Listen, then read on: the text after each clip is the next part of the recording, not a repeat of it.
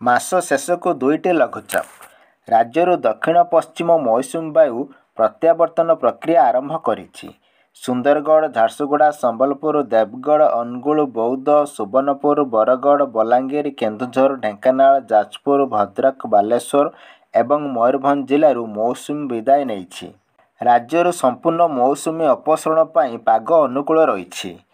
ପାଣିପାଗ ବିଭାଗର ପୂର୍ବାନୁମାନ ଆସନ୍ତା 2 ଦିନ ମଧ୍ୟରେ ମୌସୁମୀ ବାୟୁ ଦେଶରେ ଆଉ କିଛି ଅଞ୍ଚଳରୁ ପ୍ରତ୍ୟାବର୍ତ୍ତନ ପାଇଁ ପାଗ ଅନୁକୂଳ ରହିଛି।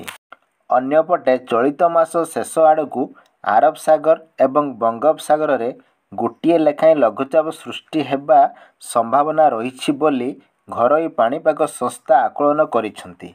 ସମ୍ଭାବ୍ୟ ଲଘୁଚାପ ପ୍ରଭାବ କ'ଣ ରହିବ, କେଉଁ ଆଡ଼କୁ ଗତି କରିବ, କେଉଁ ରାଜ୍ୟ ଉପରେ ଅଧିକ ପ୍ରଭାବ ପଡ଼ିବ ଏବଂ କେତେଦୂର ଘନୀଭୂତ ହେବ ତାହା ସ୍ପଷ୍ଟ କରାଯାଇନାହିଁ।